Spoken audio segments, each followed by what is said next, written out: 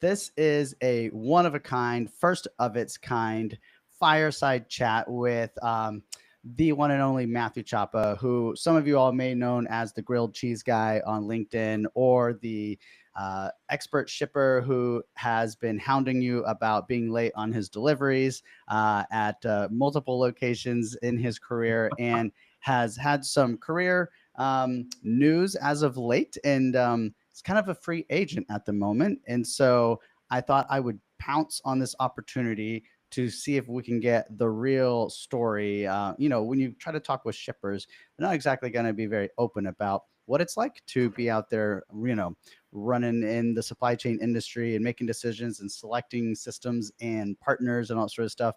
And I think that's a voice that we want to hear as much as we can. And it's man, you don't get that opportunity often. So Matthew is on the Supply Chain Digest cartoon column, the comics section. Sure. Yeah. Yeah, and so I was like, let's I want to start moving toward having the Supply Chain Digest crew show up in person and be live and living people more than just the little typers and posters and things on the digest. And so this is the first step in that direction. So thanks Wow. for being the guinea pig. And I think of anybody, you're the guy to do it with. So let's take a minute. I'll hand Yeah. you over the digital microphone here and let you kind of run with it for a minute and introduce yourself. Yeah. Fantastic. Well, as you mentioned, I am part of the really cagey subset known as the shippers, and we are all extremely secretive and unwilling to work with human beings that we do not know. So people like you are getting the most unique insight here, as I feel like I'm one of the few humans in that world who actually posts on LinkedIn regularly, if at all. So yeah, I have worked on the shipper side for a decade now, um, and yeah, I run that. I am, as you mentioned, a free agent. But yeah, I do a lot of explaining of things because I am frequently up until last night where I was at my child's like opening day kind of thing, like school session, and the teacher was like, "Oh, like what are you in?" And I went, "Oh, I'm in logistics and supply chain." And she kind of like glazed over look, like, "What it? What is that?" Like, yes, this is the problem that I'm out here to solve. Frequently asked that question of like, well, "What do you do?" Like, I move things around the world, and people are like, "Oh, really? Someone does that?" Like, yes, it's me. I do that. So yes, there you go. It's mysterious. I just go to a store and I thought it magically appeared there or magically Yeah. appeared at my doorstep. Yeah, I became a lot more popular when the current administration decided like tariffs are going to be a thing, and then people really started asking me like, "Hey, Matt, this is what you do, right?" Like, yes, it is, and let me explain how all of this works. And again, like continued glazed over look on people's face as I actually explained like tariffs and the impact of tariffs. It is very, very nuanced and not super fun. But yeah, that's what I do. Yeah, well, let's get into the not super fun part in a little bit. But maybe let's first get into the fun part of just who the heck are you? Like, what's your story? Yeah, so let's see. Houstonian, born and bred, went to A&M. Go Ags. We continue to have the worst, like the most mediocre football team, but you know what? This is going to be our year. I can feel it. I love your background. Let's see. Joined the Marine Corps and was a logistics officer in the Marine Corps. That's really where I like got the bug for it, which was sort of the like everything else, just everything, do everything else. Got out of there, went to Apple, did inbound logistics for Apple, then went from Apple to a place called Kendra Scott. My like favorite quote from my wife, literally ever, is she said, "Matt, like people know Apple, but like people know Kendra Scott." And I went, "Apple is $1 trillion company. I think that people know Apple." So yeah, I did that. Bounced around a couple places. Most recently at a company called Crunchyroll. If you are familiar with Crunchyroll, we are the Netflix of anime, which is a super niche genre. But I got a lot. They're the like crossover between anime nerds and transportation nerds is pretty extensive, from what I understand. Specifically because everybody told me I would love to work with Crunchyroll, or also like I've been a fan of Crunchyroll forever. What are you moving? Like, yep, that's what I do. So yeah, it's been quite the ride, quite the journey, with a lot of nuance along the way, and a lot of just kind of deep thinking about how to get stuff from one place to another, which Yep, is yep. people don't think about it. So I get to do that. How about outside of work and stuff? Like, Yeah. you got any like sort of side hustles, gigs, fun None channels, or that pay whatnot? any money, right? Like that's the problem with my I do a lot of stuff, but nothing actually pays me any money yet, hopefully. I have a YouTube channel that has 1,051 subscribers as of today. It's called Low Budget Logistics. It is specifically designed to answer the question of like, what do you do? And then let's see, the other thing that I do, I have a podcast with a guy named Bill Shube. He is very much the like straight man to my comedian character. We have a podcast called Bullshit with Bill and Matt. We talk about a lot of nonsense that is vaguely supply chain and or business related. Um, and most of the time we just sort of get on a ramble for 20 to 30 minutes. But yeah, it's been a lot of fun. And maybe touch on transportation or shipping in there. We try and bounce back because Bill works in the supply chain tech side, and so he has taken a stance pretty firmly on LinkedIn that one should not use Excel to run their supply chain, and I vehemently disagree because Excel is great. It's a super like it's a fantastic tool. It is the lingua franca of the like business world, and so if you are good at it, then you will be good at your supply chain. I've since developed a taste for other more refined tools that we talk about on our podcast. But yeah, we will typically bounce around. There will be it will always be a conversation between Bill and I of like, hey Bill, when do you want to record? And like, oh, I can do Friday. What are we going to talk about? I don't know. Like we're going to figure it out. So we like pick a topic at random and move on. We have gotten a lot of enjoyment out of tariff law, specifically regarding country of origin, because the U.S. is pretty unique in the way that they assign a country of origin. Um, Most countries would take something relatively logical, like where was most of this product made? Where was it produced? Because international manufacturing has gotten extremely complex. The U.S. says no, no, no, no. Where is the essence of an item created? Right? Like this is the like legitimate It's so black professional and white. Wow. right. Yeah. And so because that is extremely obtuse and super not complicated, there's a lot of like you have to ask the judge, hey, what is the essence of this item, and where should I tell you that it's made in? And all of this is public record. It's all online. You can look at Customs and Border Patrol. Their summary judgments. And so we will frequently at the end of the podcast we will like go and look up and say, okay, here's the item. Here's what it's made of. Here's where everything is made. What is the essence of this item, and where was it like judged to be from? And so it's been very interesting. The first one was a hammer, which I guess to pose a question to you, Nathan, where do you think, or sorry, what do you think the essence of a hammer would be? Uh, Thor's, I don't know, the belly of the earth of iron and steel. You're correct. Yes, the actual head itself of the hammer or the mallet, like the actual like striking implement, is in fact the essence of said hammer. There you That go. sounds like This a nice is like fragrance that I think like some guys could get into. Essence of hammer. there's probably a subset of human being that would really appeal to it. Not particularly me, but that's just me. I work with my mind, not with my hands. So talking a little bit about that, when we were kind of setting up and teeing up the concept for this little chat, you were kind of like just kind of opening up a little bit about what it's like to be a shipper. And I think there's probably a reoccurring theme in a lot of your memes, which is the life of a shipper as seen through the lens of the attractant of brokerages and Yes. shipping providers and carriers and all that sort of stuff. And like, can you kind of just like unveil to us who haven't had this pleasure of what it's like to be like a walking god on earth at logistics conferences and transportation places and LinkedIn and whatnot? I appreciate that you put such a rosy touch to it.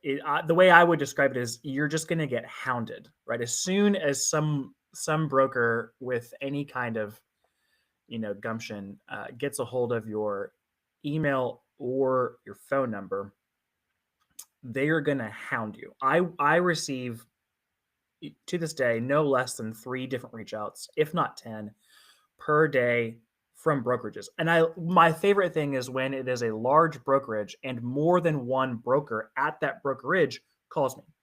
Um, oh hey, I talk whatever, and then and really when I am feeling very gracious and I tell them, hey, I'm not going to move stuff with you. I'm sorry, we already have existing relationships. Yada yada yada. They go, oh, okay, I'll take you out of our system. Like, okay, great, thank you very much. I appreciate that.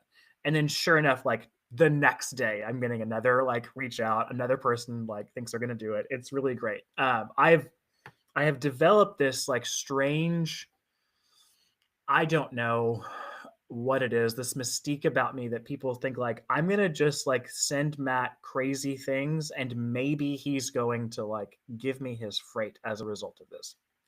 2 cases in point. One, I for a while was receiving a picture of someone's girlfriend's cat every day. I never responded. Let me be very clear. I never once responded to this human being, and I will not say their name. Uh, Hopefully, they're going to actually watch this because they do follow me on LinkedIn. Um, Pictures of Kiwi the cat every day. It was the most enjoyable moment of my inbox, like clearing time to be like, oh, there's Kiwi. Fantastic. Beautiful little tuxedo cat. Great. Great time. Just in different poses. I have a cat. She's sitting over there sunning herself in the window right now. That was one. The like most kind of unhinged and strange thing that I've ever received is that someone sang to me on my voicemail, because I send them all to voicemail, sang a Backstreet Boys song, but they inserted like "I Want Your Freight" into it. It was "I Want It That Way," but like their own little rendition. Again, they did not get my freight, but it was a great story. Made a lot of like headlines on LinkedIn. It was great. That human being uh, didn't actually leave me their name in the voicemail. They just sang and like hung up. I'm like, good on you, bud. Nice try. And like, I posted that. I'm like, hey, to the broker who sang this to me, I really appreciate it, but I don't know who you are. They found themselves because someone else was like, oh, that's this person's MO. And we have now connected. Again, they did not get my freight. I just think it's hilarious. And so I have developed this like really strange, unhinged like following where people think like I'm just gonna try stuff and like Matt's gonna appreciate it. And I really do. It makes things a lot easier. It makes it more fun to tell you sorry. No, but please do keep doing this. It makes my life fun when I see your cat every day. I really enjoy it. Well, maybe let's flip that coin the other way. So those are examples of how to get attention, but not business.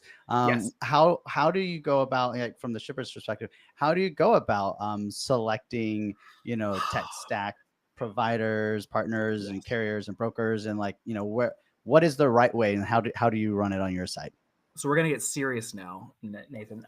So what we do, what I care about, my goal as a transportation manager for a company is to understand the specific nuances of my product and my customer base.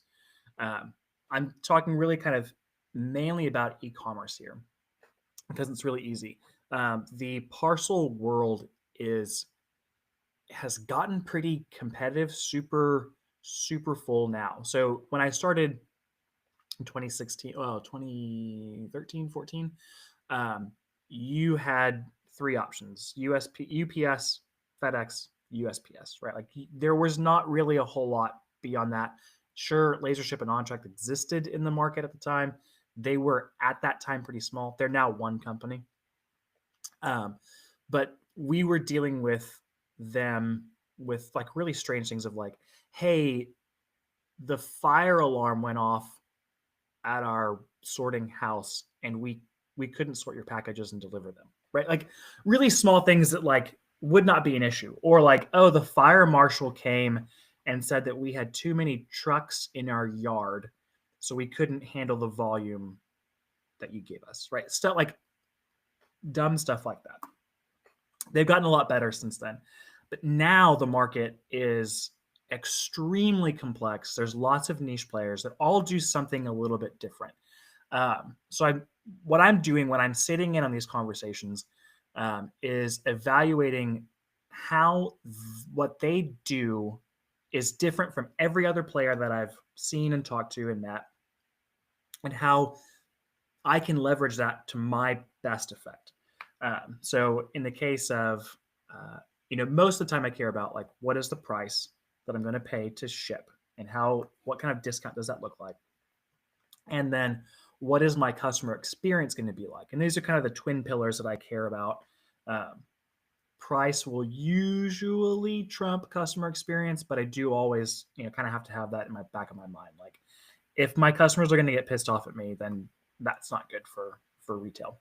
So those are things I'm looking at, and then I'm trying to understand like what is different about you, right? Because I get pitched a lot of like, oh, we're a parcel inject, or we are a postal injection company. And I'm like, yeah, I've heard this pitch 16 times, right? Like I know how that whole system works. What I care about is like, what's the price that I'm going to pay? Because I know what I'm going to get with parcel injection. Sometimes it'll be like, oh, there's a new player that is like a gig delivery company. Crazy low prices, extremely low. And you're like, how are you making money on this?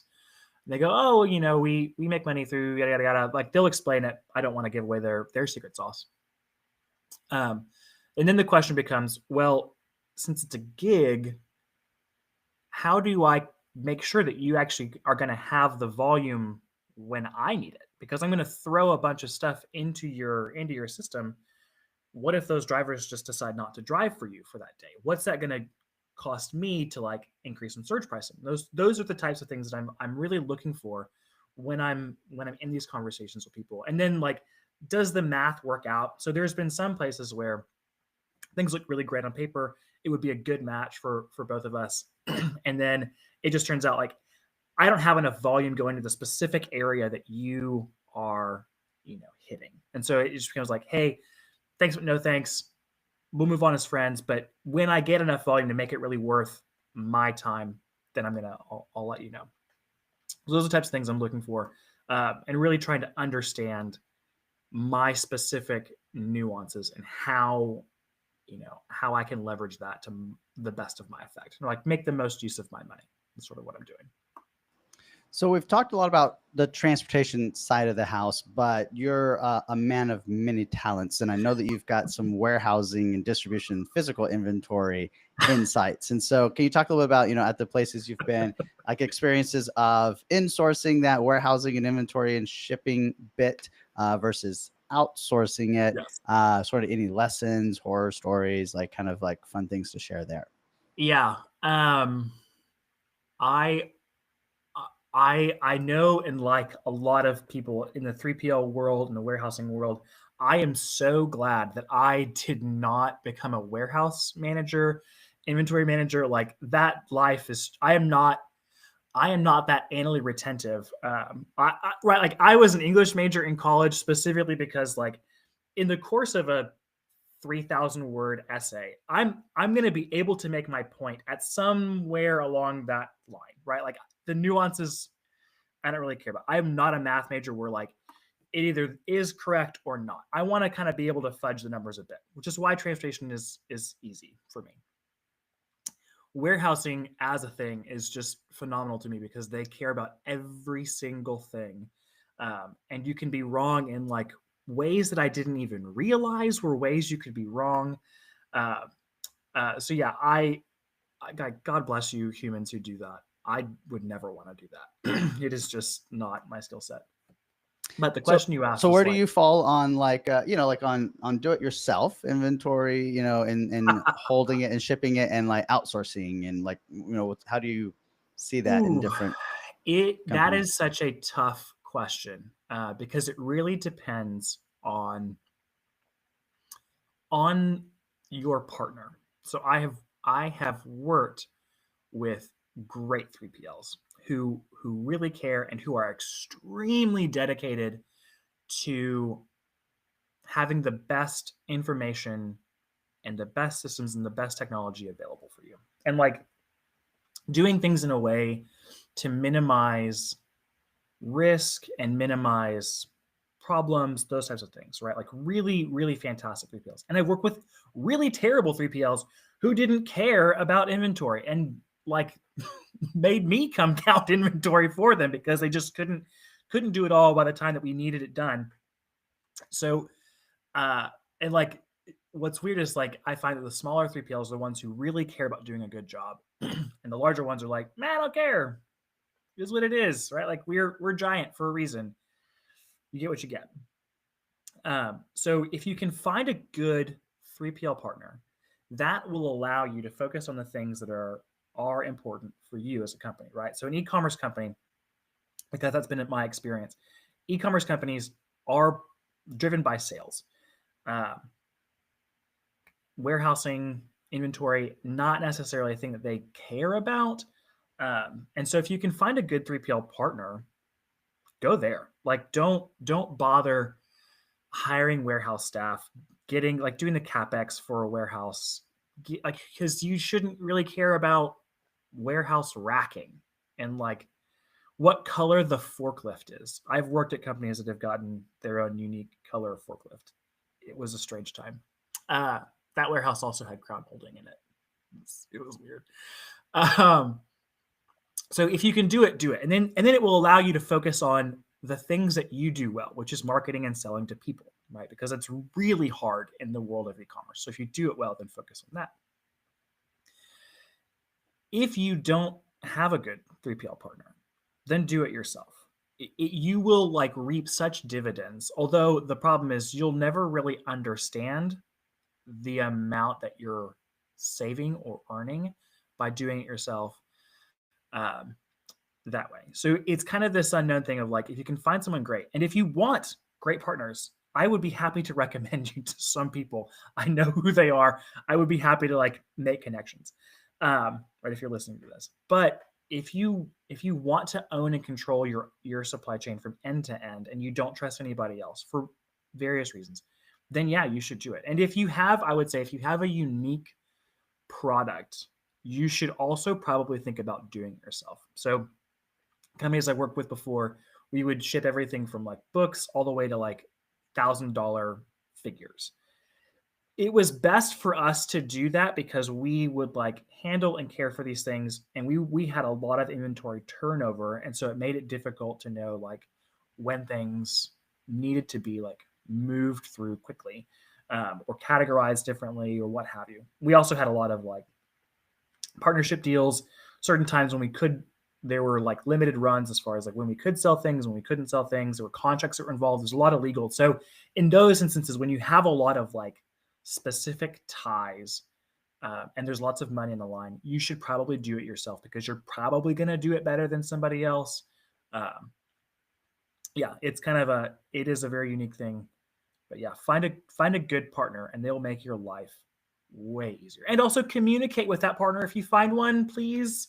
If you're gonna do a sale, tell your 3PL you're gonna do a sale and when you're gonna do it, so they can like move things around in the racks and make your life easier. Like, please just communicate. Like, I have had 3PL, senior management tell me like, oh, I have to follow this customer's newsletter. So I'm always receiving the newsletter so that I know when they go on sale.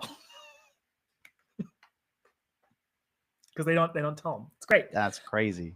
Yes. So yeah, communicate with your 3PLs, let them know what's going on.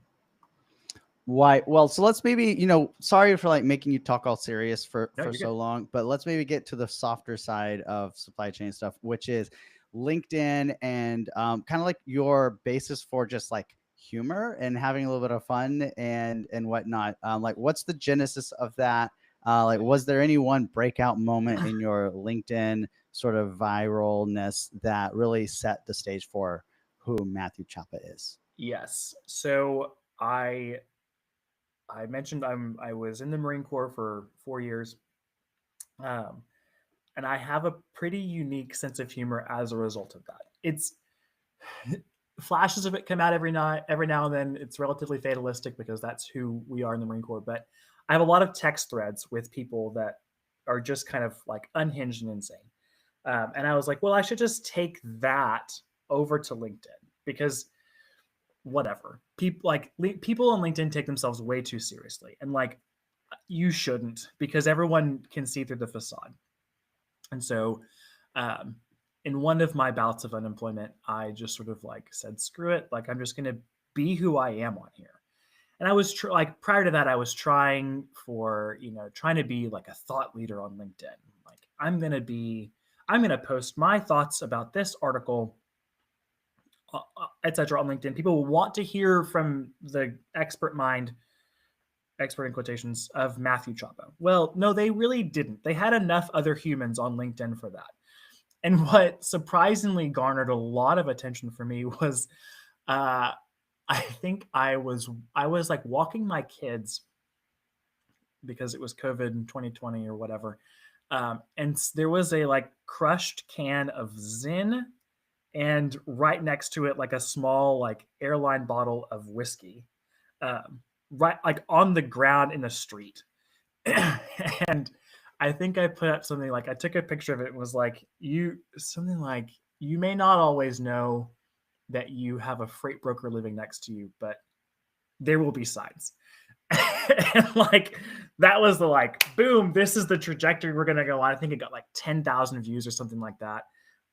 People really liked it, and I found like, oh, there's a lot of overlap in the like fatalist like uh, joking humor of freight brokers. They know who they are. They're all super ravenous, and they're really on LinkedIn a lot. So they all really liked it. It was like, okay, maybe I should do this, right? And it is like the stupidest LinkedIn adage of like, you just got to keep posting until you find your voice. And like that was my voice. And like it's stupid, but it's super true. You just kind of have to keep posting until you find a thing that humans want. And so I was doing that, saw some good numbers from that. I'm like, well, I guess I'll just be like the funny guy on LinkedIn, especially in the world of logistics. And every now and then I will in fact do something that like is more serious, makes more sense, that people I remind people like, I am actually good at this job. I know what I'm doing. I just might not always seem like it. So then the really high growth moment for me was, someone had posted this, and it really went really viral on LinkedIn. They posted a picture of themselves getting engaged to their fiance on a beach. And then the caption of it was like, I proposed to my girlfriend, and here's 3 things it taught me about like sales. And I'm like, this is so stupid. We should not be doing this on LinkedIn. Like, this is dumb. And like, it was getting crazy numbers. And so, because of that, I happened to be like heating up some frozen mac and cheese, like very low quality mac and cheese for my children for lunch that day. And I took a picture. I was like, man, this looks really gross. Like, so I was like, this is great LinkedIn content. Of course, this is the first thing that comes to people's minds. So I took a picture of it and I posted it. It was like, I was literally like line for line, like, I made my children mac and cheese today. Here are the 3 things that taught me about sales. One was like, it doesn't matter how good your product is. If it's cheap enough, people will buy it. Right? Like dumb stuff like that. And man, that one really took off, like 50,000 views. I think I might have gotten another like 500 followers that day. And then it became like, everyone wants mac and cheese content. We must like, Matt, more mac and cheese content. I was like, no, so the deal now is like every 1,000 followers, you get a full week of mac and cheese, and like no more. Like it is like, you're going to starve for mac and cheese content until Matt hits 1,000 followers. And then when I get what I want, you get what you want. So I think as of today, I'm at like 5,800 and something followers. So we're coming up on like, it might be mac and cheese week again, friends, and you'll be eating good. So there you go. That's the You better start genesis of it all. queuing up the ideas. So I don't know if this thing is going to cut off in 3 seconds, but let's see. 2, 1. Okay, Oh, still Let going. us Great. go past the 30-minute mark. So, but I'm pretty sure everyone out there has really, really strict schedules on a Thursday morning, and they really need to adhere to the plan here. So, maybe like, what are some final thoughts as we wrap up here, as far as just your career story, trajectory, where you want to go, what you want to maybe do, what you don't want to do, like what favorite flavor of ice cream, like kind of just wrap it all home and bring it home here. Yeah, I would love to have the like YouTube channel make money for me at some point in time. It would be nice to have that kind of side income. I really have enjoyed my like journey through the supply chain. It has been a lot of fun. Um, what would I like? I would love for people to know more about the supply chain and really like ask those kinds of questions would be really fun. Um, I think we're getting to a place in this world where companies are learning the supply chain really matters and we should invest in talent here. And I think that a lot of people are coming around to that. But what I like to do, I don't know. I'd like to keep doing what I'm doing, right? Whatever pays for, this house would be really nice. That's what I really care about is like, is my child's baseball team going to win a game this year? That's where I'm like most focused at, right? I have a son. We've played 8U baseball.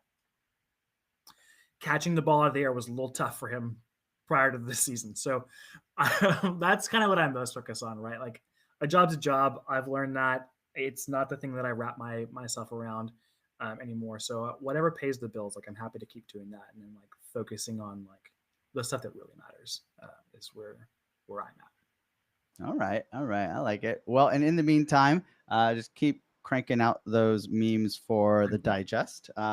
You've put a couple good ones out there. Um, One or so two, not a whole lot.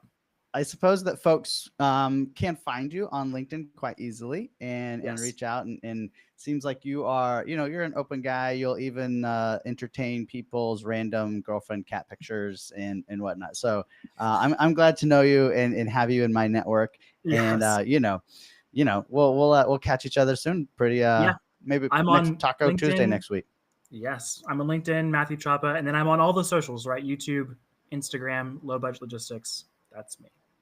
That's it. Sweet. All right, man. Thanks for joining in today. Thank you. Appreciate it.